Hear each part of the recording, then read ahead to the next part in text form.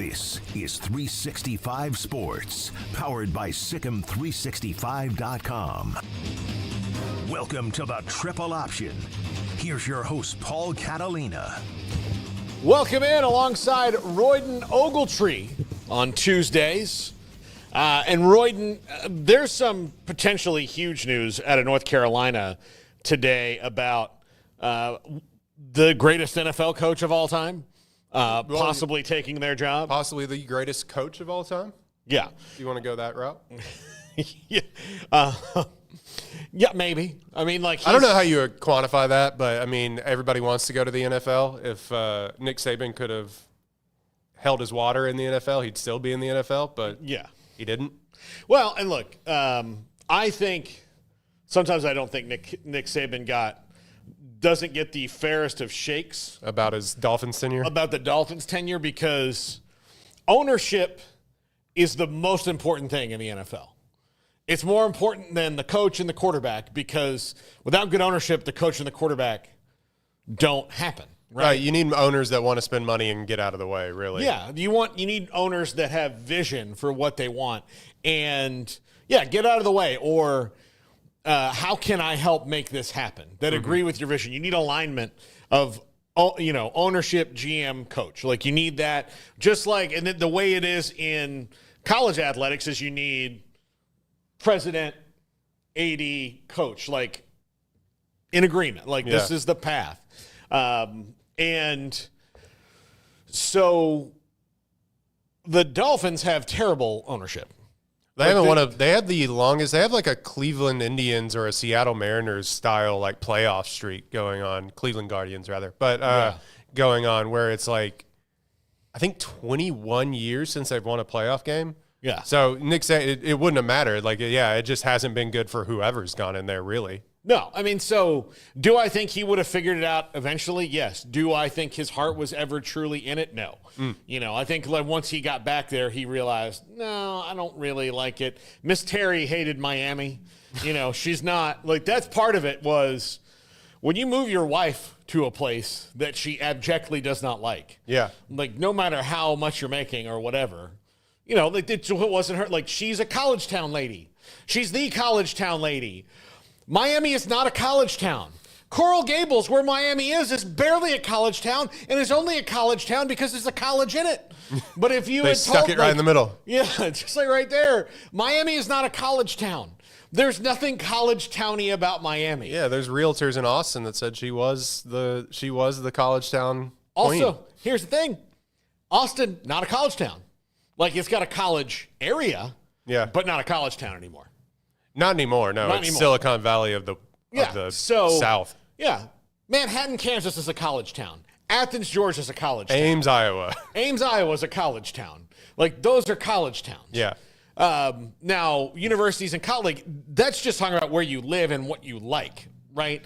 Like, to me, again, it doesn't really matter where a place is. If you have that spine of somebody, of president, AD, whatever, like, the city where it is doesn't matter. If you have good leadership, then it doesn't matter. Like, well, why would anybody ever want to play football in Green Bay, Wisconsin? Well, they're a really Rel 1 organization. Because they got 100 owners. Yeah, but they've got a president. They've got, like, they have, generally throughout their history, they've had pretty solid alignment down that spine. The Dolphins never have. Look, I may want to go live in Vegas and play for the Raiders, but I do know this, that as long as Mark Davis owns that team, it's going to be chaos. Yeah. And up until about 2 months ago, like, you could ignore everything about Jerry Jones, like, in the world, because everything was set up so well, but now he's lost his grip as the owner. The house of cards is kind of coming down a little bit. That's the thing, is like, he was always a terrible GM and an amazing owner.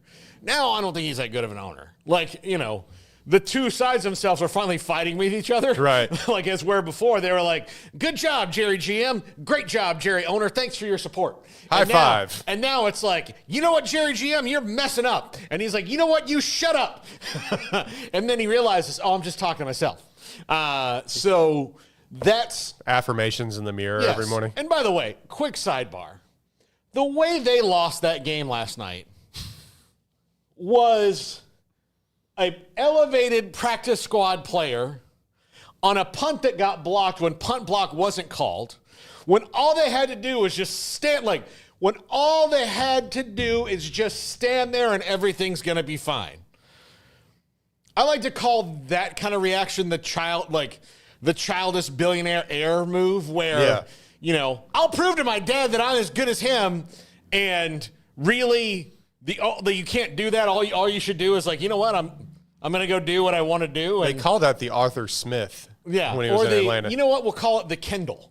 The Kendall Roy? The Kendall Roy. Yeah. The Kendall Roy there is like, no, I can do this. I'm the one. That was a Kendall Roy right there. Like, no, I'll show you I can do it. When really, if you just sat there and let it happen, everything would be fine. Right. And so the Cowboys Kendall Roy, that ending, with a practice squad player trying to recover a blocked punt who clearly didn't know what was going on and got caught up in the moment. Now, I feel bad for him. Now, here's what I do know about the current Cowboys. Jimmy Johnson would have cut that guy during the game. Like, basically, he would have come over, and I do feel bad for him, but everybody makes mistakes. But he would have cut that guy during the game. He would have been like, look, there's 2 minutes left in this thing. Why don't you go to the locker room now and get in the showers first? Because I have nothing to say. I don't want to look at you. I don't want to see you. I don't want to look at you. You can talk to Steven and Jerry on your way out. They will give you your severance walking package. papers, Yeah, they'll give you, they'll conduct the exit interview, right? Well, this Cowboys squad, because of the rule, you can get any guy. Like, you can get another guy who cannot do that and do the same exact thing and be a special. They're out there. Believe me, they're out there. That guy is out there. That guy is also out there that can do exactly what Zeke Elliott does for 1/20th of the cost that they did, but they won't get rid of him either. Because they sold a bunch of jerseys 9 years ago. But the way that game ended was the most Cowboys thing ever. Yeah, and then you throw like a something short of the sticks, and he spins out of it and sprints for a touchdown with a minute left. Not great for the boys up in Arlington. Yeah. But I kind of knew that the Bengals were going to win. They're like the best 5-7 team of all time, or 5-8 team of all time. Still probably won't make the playoffs, and Joe Burrow is going to be like the best passer in the NFL. But I digress. We were going to talk about Bill Belichick. Yeah, but we're talking about Bill Belichick. That was an aside. Yeah. Brought to you by, you know what? Brought to you by our newest sponsor, Revive Superfoods. Look at that. We don't have the logo up yet because it just came in this morning. But Revive Superfoods, the sponsor of that aside. There we go. Would you like some sides with your Revive Superfoods? There we go. So, every time I mention a new sponsor, Emery Light goes, crap. I can get that one up there. This is just another thing I've got to do. I told him I'm going to make it easier for him today, and he did give me a look of like, okay, when that happens, let me know. He did that. The next time will be the first time, Paul. Bill Belichick, according to Ollie Connolly of The Guardian, has agreed to become the next North Carolina coach. Now, North Carolina has not agreed to his stipulations. He's given them a 400-page organizational Bible, of which he has one for NFL teams and one for college teams. And one of the things that they thought was maybe that his son Steve would be the coach in waiting, which, here's the thing. If you're just going to hire a coach in waiting already, then hire that guy. Yeah. But, and let him say, hey, Dad, can I have your book? I don't know. Like, to me, that might be cheaper. But also, I don't know if Steve Belichick's it would require historic levels of investment from the school, include salary minimums position by position, and a willingness to hire 2 staffs, a coaching staff run by Belichick and a recruitment staff run by a sitting college GM who would require a buyout. He has one of each and needs the sign off from AD, Chancellor, trustees, boosters. So this is North Carolina, like what he is saying. And look, here's what I believed about North Carolina for a long time. This is a team that in football has not won the ACC since the early 80s. I think it's been 40 plus years since they've won the ACC in football. Several rebuilds since, I mean like 40 years ago, but several rebuilds since then. They are to say that they're the Texas A&M of the ACC is insulting to Texas A&M because Texas A&M has competed for and won conference titles. Like they have. I mean, they haven't won one in the SEC, but they've since the 80s they won a big handful of Southwest Conference titles. They won a Big 12 title, and until 2 weeks ago, they were in the running for the SEC title. North Carolina, especially since 1992 when Florida State joined the league, has been pushed to an absolute afterthought when it comes to football. They are the also-ran of also-rans, yet they have a lot of sway. They're a big university. In fact, one could even say they're the flagship university of the entire ACC. Do you want to make that argument? What? You want to make that argument? I think I can. Okay, go for it. I'm willing to hear. I mean, look, the ACC is housed in where? It's Charlotte? in North Carolina. Now, why is that? It's because most of the schools, when the conference was started, were in North Carolina. So you're talking about UNC, NC State, Duke, Wake Forest, all in North Carolina. That's 4 schools in one state. They have no other state do they dominate more. And of the schools in that state, the University of is usually the dominant one. And in North Carolina, that's true. Duke and Wake Forest are both private schools. NC State's a big gigantic school with some sway, but they are the Texas A&M to the Texas, if you want to compare it here locally. That's and you dig down on that further a little bit. I'm going with your point here. Besides Duke, maybe Kansas, is there a more recognizable basketball brand? Yeah, they're in the crown jewels of basketball when it comes to Duke, Kansas, Kentucky, UConn now. You got to put up there UCLA. Those are if you were going to the Infinity Stones of college basketball, they're one of the Infinity Stones. Exactly. Right? They are definitely one of those things. So, but in football, you want to go down to the Marvel Universe, they wouldn't even get a show. They wouldn't even they wouldn't even be Echo. They would pop into She-Hulk in and just I remember that character from the comic. It's like how they were teasing Daredevil. Well, Daredevil would be even because he got 3 seasons of a different Netflix show, but it's like Daredevil coming in. You're like, I remember. No, it's even who is a character on She-Hulk that popped in from the comics where you're like, oh, this guy, the guy who couldn't die, right? Yeah. That's how they brought Rampage back or whatever. Yeah, or not Rampage. What was his name? Anyway. From the Abomination, yeah. Yeah, the Abomination, Even then, lower than that. Wouldn't even be a villain or a hero in any movie. Just right there, as a side character when it comes to football. Now, for basketball, they're Tony Stark, they're whatever, but they are not anything when it comes to football. So this means that, and look, it is the flagship university, I think, in the ACC when it comes to the leadership of it and where it comes from. Now, look, there are certainly big swinging D's now with Clemson and Florida State and some of the Notre Dame is almost a full member, but not for football, but still, basically said you guys should add Stanford and Cal. Yeah. And they were like, should we? And the other schools they don't even play. They didn't even go here in football. And then they're like, yeah, but they said we should, so we're gonna have a little bit more sway than I was prepared to admit. Yeah. So, but when it comes to it, I mean, North Carolina is that kind of influential school, and since 2000, what has been their crowning? I mean, Larry Fedora had them in some conversations a little bit. I mean, recently, Mac Brown got them to 10 wins, right? Mac Brown got them to the championship game one time with Drake May, and they got stroked. I mean, they got stroked. So this is not a team that is regularly good in football and has been able to hide that for a very long time because in basketball, they're one of the greats. Yeah. And the greatest basketball player ever to walk the face of the earth went there. So is their brand, their brand is Jordan. Well, their football brand, and they've got some great ones, like Lawrence Taylor, greatest linebacker ever, all these things. They have not reached any kind of potential when it comes to football. So how do you do that in the modern era when things are changing? Well, you make a big swing, and Bill Belichick is a gigantic swing. Will any of this work? Can they raise the kind of money? Can they make the kind of financial commitment to football that they're going to have to make it work with him at 72 years old as well?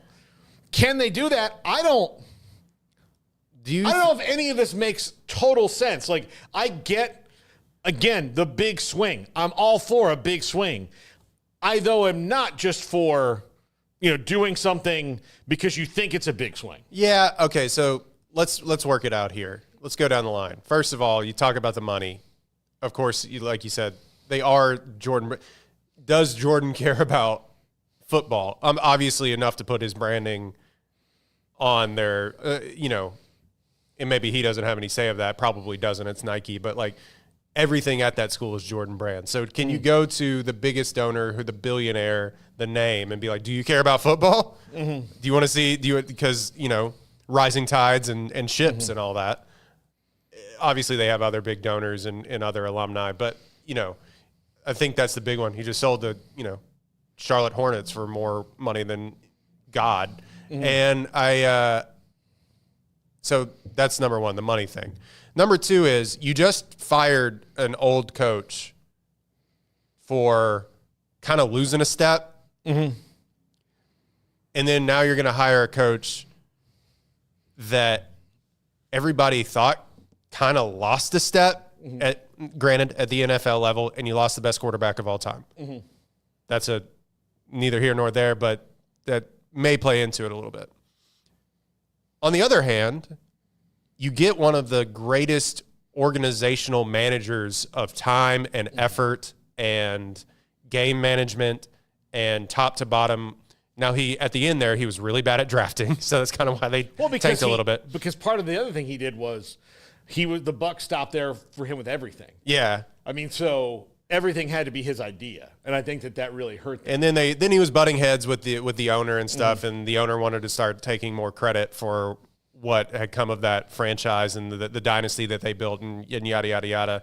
And there's a little give and take. They seem to have buried the hatchet, him and Robert Kraft, a little bit, I guess, if you watch the Brady roast. But, about him wanting to take more credit and then Kraft maybe not wanting to spend as much money and Belichick also taking flyers on picks that he shouldn't have taken. But he still, at the end of the day, is one of the greatest, like, getting depth out of people that you would have never thought should even play in the NFL. Like, 6-round picks were, like, helping him win Super Bowls, all the time. Yeah.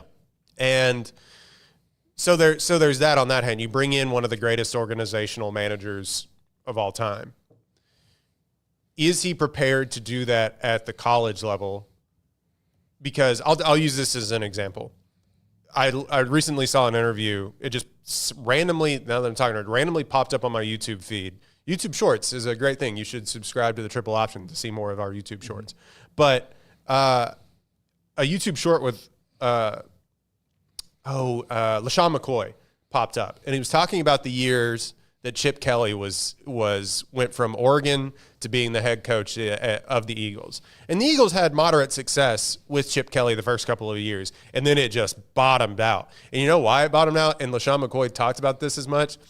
The organizational stuff from college, where he had all the control, did not translate to talking to NFL players that much. And we talked about this with Ryan Day a little bit, but that transition for Chip Kelly did not work, where he was like, you do this when I say it, we monitor your sleep, we monitor your pee. Remember that story?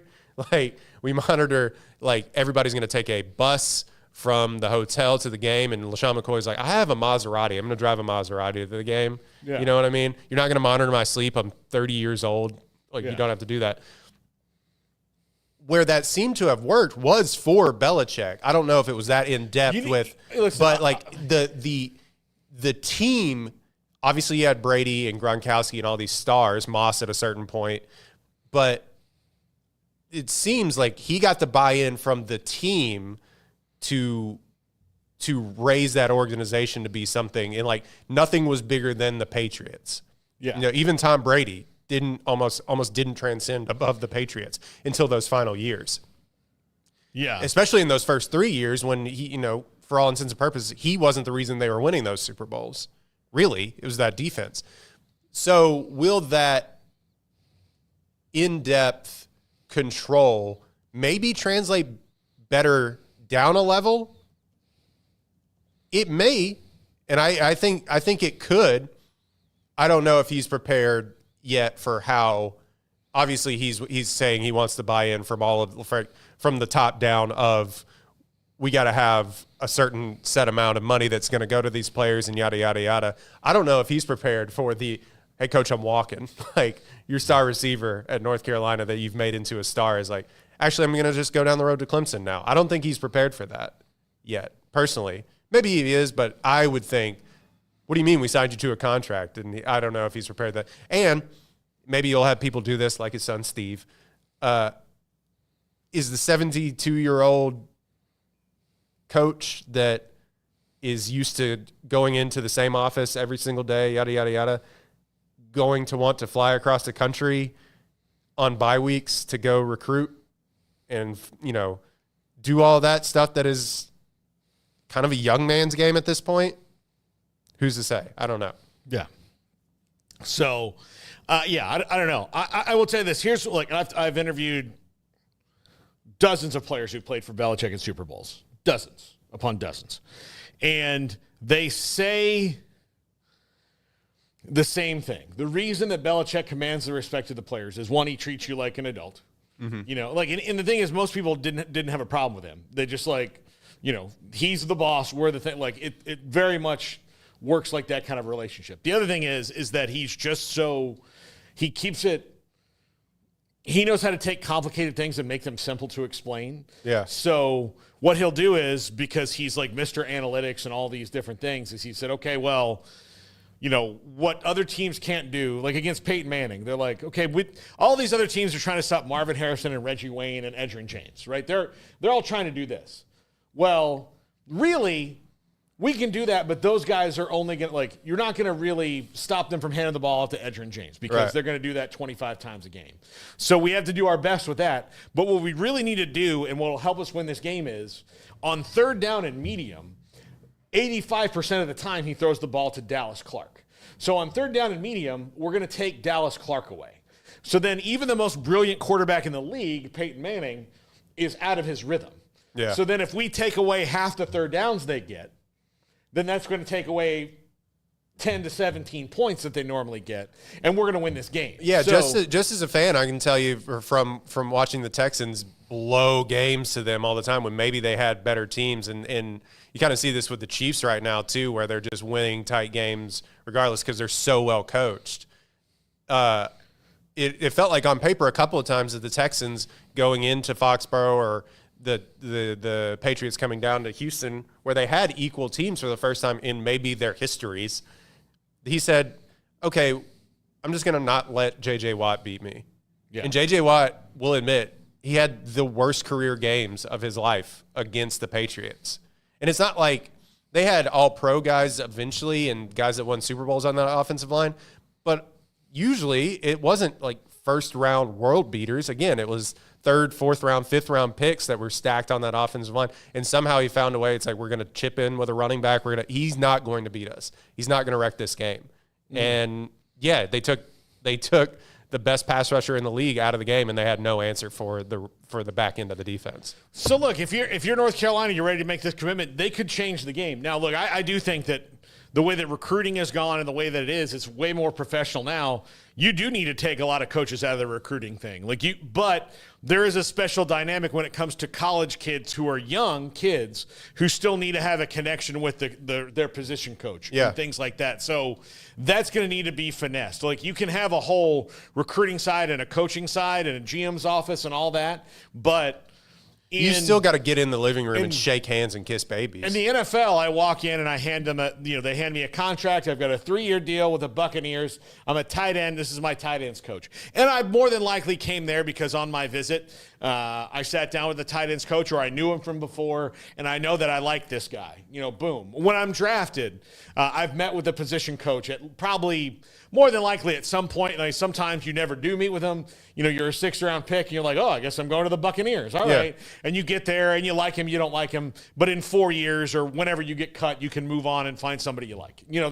That's how it is. Now, with recruiting and the way it is, you could have camps and all these other things. You could have 700 different tight end coaches that you like. Yeah. You could have all these ones. So how do you modernize that relationship? Right, Gary? I mean, like, I think Deion Sanders has proven how you do it now. Like if you're going to have a staff, and Belichick wants to put a staff in place where you have guys specifically recruiting, let them be the ones that are making all the travel. Let them be the ones hitting the road, going and selling your program and what you have to offer. But then when it comes down to the finalization of it, hop on a Zoom. Like, let him come in and be the closer. I think that's kind of a good point. Where you're at right now in this situation. Now, if it hadn't been proven to work for Colorado, and I'm not saying this is guaranteed that you can make this happen consistently. I think it takes the right type of person to do it. But if anybody else can make this work, I think it's Bill Belichick that can come in and just close it over a Zoom. You know, many people have said Bill Belichick and Deion Sanders equal parts charismatic. Yeah. Many people have said charisma kings, Bill Belichick at the top. Yeah. No, I mean, like, that's – but here's the deal. There are going to be people who go, oh, I'm going to go play for Bill Belichick. That's what I wanted to make that point, because if he – look, he has 8 Super Bowl rings. NFL developmental, because that's what Alabama was. Yep. Alabama is 9-3 this year because the guys who went there just because they knew they'd have a better shot at the NFL left because Kalen DeBoer can't promise them that. Now, is Kalen DeBoer a bad – no, Nick Saban is putting 12 guys in the league every year. Kalen DeBoer's like – hasn't done that yet, so now you can dissipate all that around because there's really only 2 coaches every year who are doing that, and it's whoever the 2 hottest coaches are. So right now it'd be Kirby Smart and look, Dan Lanning, maybe even Ryan Day to some regard, because they're throwing dudes in the NFL like nobody's business. Yeah, it's just they don't win the one game a year. Everybody needs them to win for their sanity.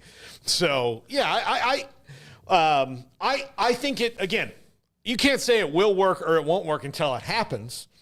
And and the one thing I think is very interesting is this is not a Bill Belichick going back to college saying like, oh, I prefer this to the NFL grind. Like, I want to be around young people. It is him saying, well, this industry is maybe morphing towards more of what I understand. Right. And this is intriguing to me at the end of my career, instead of trying to go back in and look, trying to go back in and find another Tom Brady.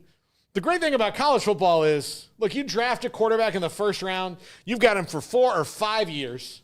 Well, you got to make it work. And you got and even if you cut him after a year, you're still saddled with his salary cap number for the next 4. So you have all this. Well, in college football, all right, well, that didn't work. Let's move on, and we'll go do this. And then the transfer pipeline and the recruiting pipeline are just essentially there because they're like, well, all right, well, that guy didn't work out. They misanalyzed that. Well, I can go get this guy, and this will work out because he fits what we do.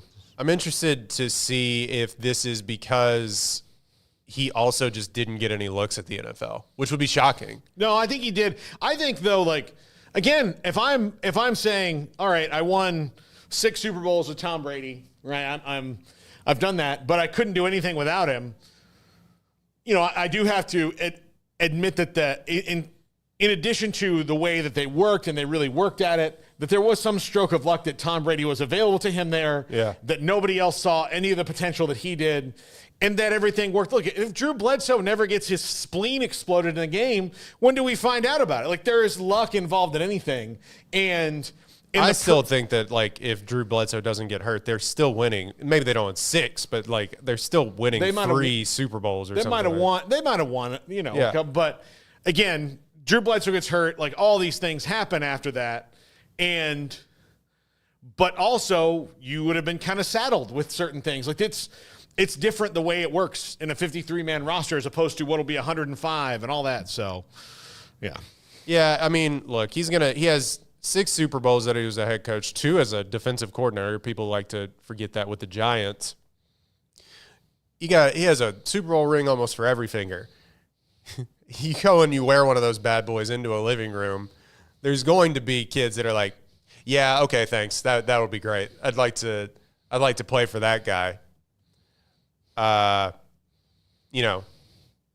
Again, we've said on this program that a lot of coaches are the CEOs of their program, and sometimes guys aren't prepared to handle all of that.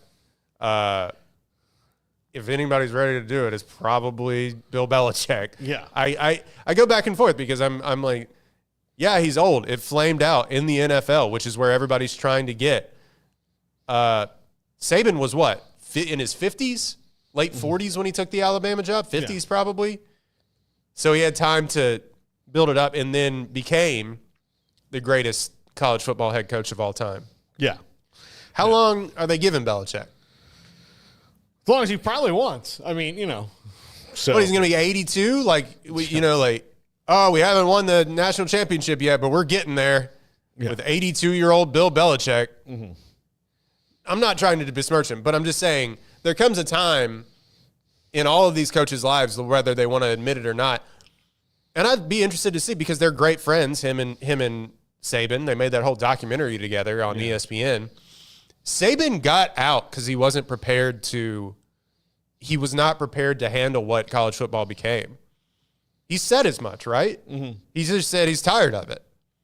Maybe Belichick, because he's used to contracts and negotiations and all that stuff, maybe he's more prepared than Saban was coming down a level. I don't know. I just think that the greatest football coach of all time got too old and too worn out with how football was going. He probably still could have done it. I'm not saying that Saban could have had this Alabama team right in that playoff again this year. Yeah. But one of his good friends, the other greatest coach of all time, was like, no thanks. This is too much. Yeah. I'm out. I don't want to keep doing this. I don't want to keep worrying about the transfer portal. I don't want to have to worry about, what our schedule is going to look like. I don't have to worry about fighting and campaigning to get into the 12-team playoff. I don't want to have to worry about conference realignments. I don't want to have to worry about all of it, the gauntlet. Is Bill Belichick ready? It's stupid of me to say, is the 6-time winning Super Bowl winning head coach ready for college football? But is he ready to take North Carolina to that precipice? And is North Carolina really ready for what he's asking for? Yeah. Like, that's the big thing is, here's how I think I can do it. And this is why I also think that there's a great chance that North Carolina says no. That'd be crazy. That would be like, okay, look, we understand but we're not to this point yet. Right. Like, you're asking for seismic changes in the way that business is done. And while we agree that a lot of that has to be done, we still have a lot of questions in front of us as to what is going on. And a lot of this has to do with private equity, Congress, like the settlement, like all lawsuits, all this stuff. They can go ahead and say and settle this stuff up but still not have the allocated resources yet. And it's going to take a massive amount of fundraising in a pretty short amount of time to make Bill Belichick relevant in the ACC quickly. But you don't think that gives a little bit of like a kick in the pants to boosters? Or, hey, we got the guy, Well, I think that's what they're trying to do. But again, this might be the thing is like, look, I would love to be the coach, but here are my conditions. We're good on a salary number, but I need this is my budget. That's where they could be like, I just don't know if we can make this happen. So, like, this story either sounds to me like Belichick is about to be the UNC head coach, or they set up a situation where UNC can go, hey, we tried this really different idea, and really we're going to go hire Jamie Chadwell now because that's the guy we should have hired in the first place. But we kicked the tires. We did. Listen, we tried to get Belichick. We tried to do this. Although I would feel bad for Jamie Chadwell, anybody who got that job afterwards, because if they struggle, it'll be like, well, Belichick wouldn't be struggling. Right. Well, he might be. You don't know. Yeah. Look, you've seen Steve Belichick's haircut. You think you just walk into a room and recruit? No. You've seen how he mouth breathes on camera. Yeah. There's no offense to Steve Belichick, but you see every cutaway of Steve Belichick is him on camera. Yeah. Oh, I can't believe they blocked that punt. You're like, oh, brother. Yeah. You're the heir apparent? Yeah. Okay. Now, look, it is a pretty brilliant strategy to go back to college when you're dating a girl who just got out of college. Oh. So that in case that doesn't work out, you are, you're in the right, region to like do it again. You're talking about Belichick's. big Bill. Yeah, Big Oh Bill. yeah, I Belichick's forgot about girlfriend. his Instagram, or her Instagram is wild because it's like, here I am with my dad, but it's actually her boyfriend. Yeah. It's like, I don't want to go down this road, but it is. Check it out. Here's what I can tell. Look, I don't know this for a fact. And if I'm wrong, I will apologize. But the fact that her Instagram probably doesn't have a lot of pictures of her and her dad is why she's dating Bill Belichick. Bingo. So, look, there are normally two dead set. I'm going to tell this to, you're married and you're married. Mm-hmm. Emery, we're going to tell this to you. Would you like the two bellwethers of whether or not you're going to have a problem with a girl that you're dating? One of them is if she's a stripper, because it means that her dad failed her miserably. Maybe her mom, but definitely her dad. You tell me a stripper that has a good relationship with her father. I bet they're hard to find. Hard to find. Yeah. They're not strippers out there that are like, oh, I wouldn't be here if not for my dad. He really supported me every step of the way. There's not. Can't wait to go home for Thanksgiving. The most casual, hands-off father who's still a good dad in the world. If she's like, hey, Dad, I got this great job. It pays a lot of money in tips. Like, oh, you got a high-dollar steakhouse, like one of those fancy steakhouses? No. I'm going to show him a cooch on stage. People are going to throw cash at it. He wouldn't be like, you know what? I'm so proud. I am busting with pride. Support you in all your endeavors, sweetie. Yeah. The other one is when you have a boyfriend that is 50 years older than you, Dad wasn't there. Wasn't there. The Austin Powers song. Daddy wasn't there. Yeah, he wasn't there. I can promise you that. This isn't a theory. This isn't, this is proven out. Dude, the fossils. Books have been written. Yeah, the fossils have been found, all right? We know that there were T-Rexes, all right?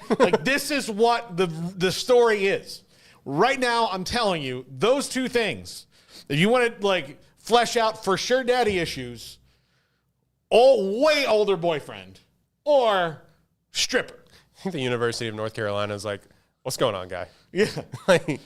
And look, here's the thing. They're so desperate to win in football. They're like, well, whatever. Congratulations. Yeah. Tony Randall had a very young wife and had kids well into his 70s. And he's a beloved American actor and comedian. So we shouldn't judge. Didn't both Pacino and De Niro just have kids? Yeah. Oh no. Yeah. Anyway, so Bill. Yeah. So you want organizational control? Yes, I do. Yeah. Okay. Who's going to be your offensive coordinator? That'll be Matt Patricia. The defensive coordinator. That'll be Steve-O. No, your defensive coordinator, Matt Patricia, is going to be your offensive coordinator. Oh, yeah. Yeah. That's what happened there. Yeah. Bill, we're not going to do this again. Well, do you want me or not? That's my thing. Is he going to bring Josh McDaniels down with him?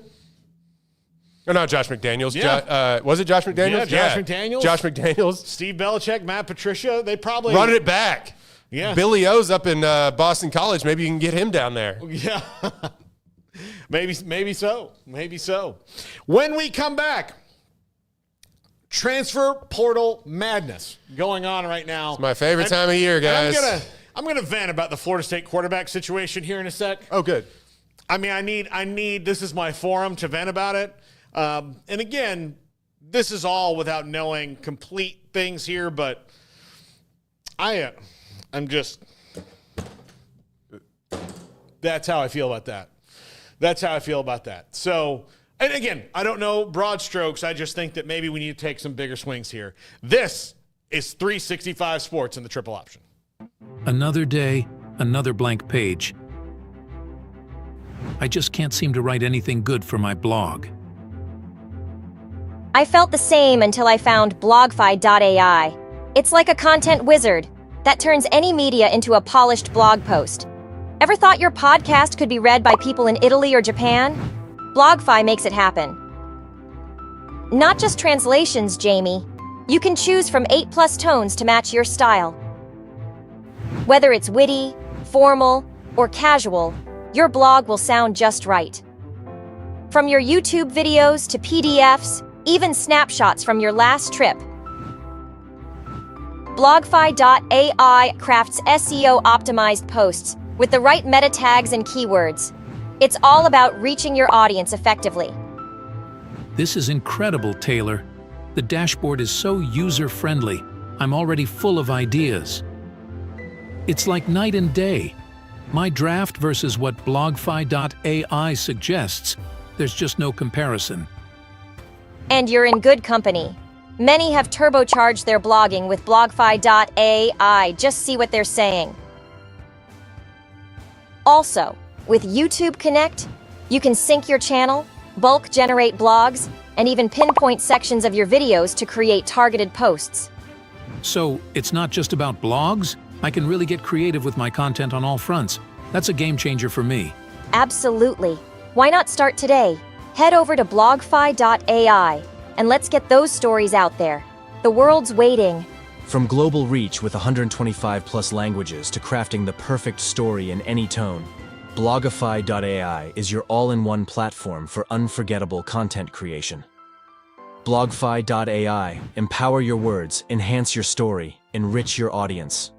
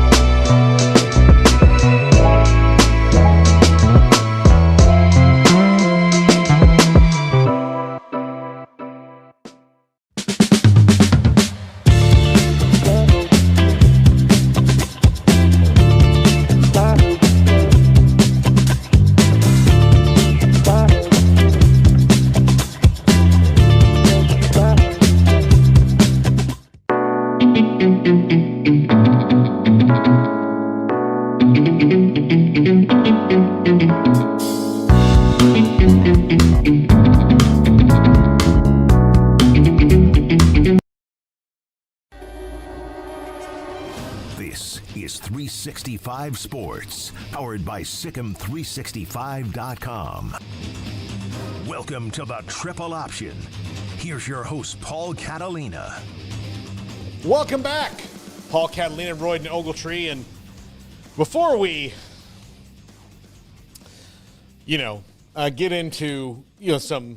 Your Waterloo is Oh, wow. spewing. That's not good. Hey, Ember, can you grab me we don't have paper towels. Can you grab me a towel here? It was frozen. Oh, That was what happened, and part of it defrosted very fast, so. 2 sips. welcome to 365 Sports, where Where things happen. things happen. Come, James. Drinks explode. It's nice to have a butler. It really is. Here, we'll put this in here so that doesn't maybe happen. Can't wait for that to be sticky the rest of the day. It's water. It's just seltzer water. Oh, okay. Just seltzer water. I'm a seltzer guy now. Oh, are you? I'm a fizzy water, as they call it. Fizzy water. in across the pond. So Florida State has got a crystal ball prediction from Steve Wiltfong and Pete Nakos on Boston College quarterback Thomas Castellanos, who was initially committed to them when he was in high school as an athlete. Gus Malzahn swooped in and offered him as a quarterback. Didn't see the field, so he transferred to Boston College, where he has had an okay career. But the two best moments of his entire career came in 2023 versus a juggernaut FSU team where he pushed them to the wire. And if not for a very fortunate holding call in that game, Florida State probably loses. But when you're 13-0, like those things have happened to you during the year, no matter who you are. And then this year, when he went to Tallahassee and put it on them in a way that showed you how bad things were going to be. Because that was right after Georgia Tech, a game they lost at the buzzer. So after Georgia Tech, you're like, well, they're not as good as they were, but Georgia Tech looks better. That was in Ireland. Weird things always happen. There's no way. Then you watch the Boston College game, but oh no, Boston College is better, and this team sucks. Like, they're not good at all. Like, there's not redeeming qualities to this team, right? They don't exist in the way that we see them anymore. So did he get hurt this year? He got injured, and then he got replaced, and then he decided he was going to transfer, and he basically, I don't know if it was to preserve a year, but he left the team. Okay. Towards the end of the year. Because I remember his 2023 season, like you were saying, where he had 2,000. I just looked it up, and I remember, man, he was like running around a lot. He had 1,000 yards rushing and 13. Like he's I find him to be a really good player, especially for what Boston College has going on. But anyway. Yeah. So but he's coming there. And look, he knows, like, he's familiar with that kind of offense. He's got a lot of skills. Mike Norvell and Gus Malzahn both clearly liked him at a certain point. And look, they need a bridge quarterback. But basically now they're going to have to get at least 2 quarterbacks out of the portal. So I do believe there will be a competition because the guy who started the last few games this year for them, and I think Brock Glenn will eventually leave, or they need to make him leave because he's just not playing at the level where he needs to be. He needs to be at a different place. Like, it's not about his attitude or anything, but Luke Kromenhoek, who is their quarterback and a 4-star recruit and a big-time Elite 11 guy, is also now officially in the portal. And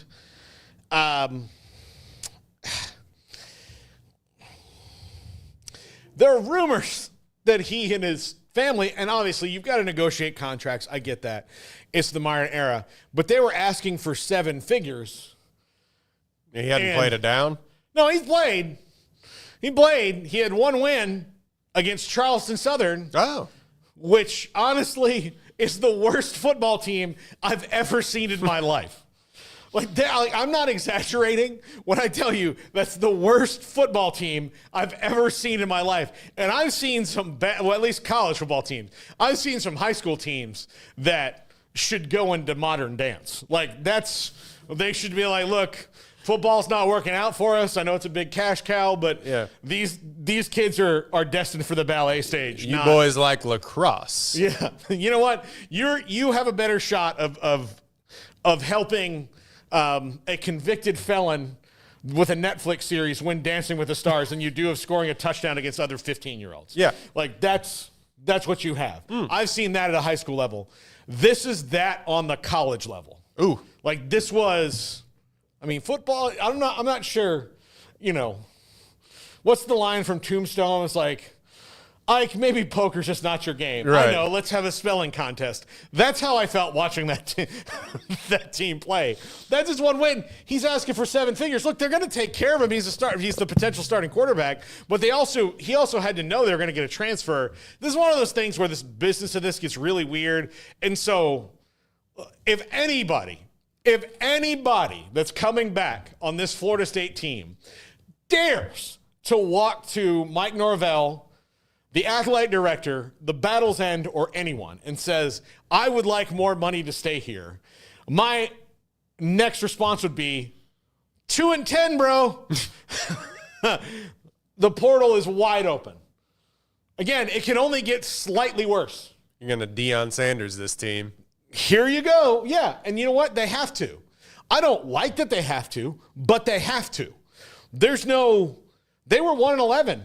Colorado was, right? Now, look, they were in contention 2 years later there's one option for Mike Norvell to keep his job after next season, and that is for all of this to work and for them to reload on the portal. So anybody who wants to leave or feels like they're not being taken care of, 2-10. But what is success defined as for y'all next year? Is it? I would say 7-5 is probably because they're the baseline. Like we've seen, unless you're ready to go and you bring in, a dozen transfers who are ready to compete right away. The thing that we've seen is that the best it feels like that you can do if you're trying to rebuild from the studs or you've torn it down to the studs is is that 7-5, 8-4 threshold. To me, it feels like if you are where you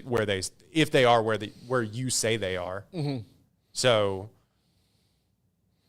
I don't know. Are they in the position? They're not in the position to negotiate, but I just think that are they in the position to let talent walk? What talent? That's fair. I mean, the thing I would say is like, look, you need me. Do I? Do I really?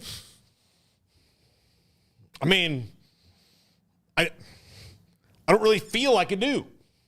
So It's a weird time because we saw this with Jalen Daniels. That was the tweet that kind of went viral over this past week. Jalen Daniels renegotiates contract to stay and that's at fine. Kansas. But here's the thing. He's got skins on the wall, and he played really well down the stretch. He's got cachet. But I'm saying that renegotiate term that's is a like new thing. we're in a Wild West time where it was like, what do you mean renegotiate? I thought we had a deal done in the first. Yeah, there's no longer. I'd be interested to see, and I'd like to dig down deeper on this and try to do a story on it eventually. I think is are these players getting like NFL rookie contract scale sort of stuff where it's like 4-year deal with no opt-outs or whatever, and then we'll renegotiate after, like, or are they having to go in every single year and be like, okay, what do you want? What do you want to not leave? And I feel like that's what's happening more so than the sort of baseline 4-year deal. We're not going to renegotiate after that. So we're getting into a weird territory where, it's, hey, I had 6 good weeks. We're going to have to renegotiate this whole thing. Mm-hmm. You're already getting paid, brother. Yeah. No, absolutely. I don't know. Yeah. No, I think it's just such a bizarre thing to me to see. Like, I know that there are some players that look, they're really good and they want those guys back for sure, and they'll get probably to keep a lot of them. But if there's guys in the transfer portal that are leaving, that's fine. Look, Baylor's not losing a lot of guys, but one of the guys that is in the portal is Alvin Abasale, that kind of surprised me because he's, kind of a key part of the future, but he's already announced who he's visiting. Did he got replaced on the offensive line, right? Yeah. Yeah, so he got replaced. Who did they replace him with? Fugar. So when Fugar came in, they moved him down, and he could not get into the starting rotation. Right. So that's why he's going to bounce. But here's the thing. But he's a sophomore or whatever. Like, that's key depth. But the guys who would be in front of him at that position now are leaving. Correct, right. Like, there's some guys leaving, so it would be an opportunity. But he's going to go. He's visiting Arkansas, Houston, Kansas, Minnesota. So look, if you're not guaranteed a starting site, get it, go, and that's according to his agent. And they all have 3 agents. Yeah, it's very. I don't know if that's like a group thing. I mean, it's a group, what. but like they're rep by this, and I think that's part of the agents like trying to get their name out there. So when they tell these things to, college football beat reporter or like insider types, they're like, hey, make sure that you mentioned that's the firm of Winter Ross and Ogletree. Yeah, well, that's how Shams and all those Shams and all those guys, low key got all of those breaking news hits. Is that they're just on text threads with every single NBA agent. So and so's going here. They started recently putting according to CAA or whatever the management firm is. When I was doing a podcast with Orlando Scandrick, a Cowboys podcast, we had his agent on a couple times, and he told us a couple things, and I thought this is finally going to be, I'm going to be one of those guys who's going to get to call an agent. And then the podcast ended like 6 months later, and I was like, well, that goes out the window. I thought I could have been one of those guys where it's like, hey, Paul, you should put this out on the podcast. And I would have been a news breaking guy, but side tangent, it's not me. Side tangent, that seems like hell. The way that you're always on, You're always on call to be, if you're that guy. Gene Wojciechowski went back to St. Bonaventure because his life. Yeah, and he had some health stuff that Yeah, he released recently that said, like, oh, that things are bigger than this. But what he said, Adrian Wojciechowski, you know, he had some health issues and he's battling those. So things became more clear to him in his life of what he needed to focus on. But it is significantly easier to be the head of a basketball program.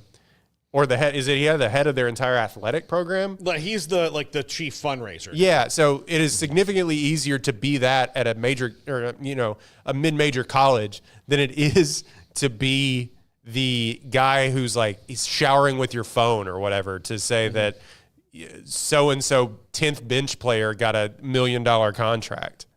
Yeah. Like, yeah, that seems awful to me to have like 18 phones and have 18 numbers texting you and you got to verify this in real time. Otherwise, you're going to get quote unquote scooped by the next guy. That would eat away at my skull of how much how your adrenaline has to be up all the time.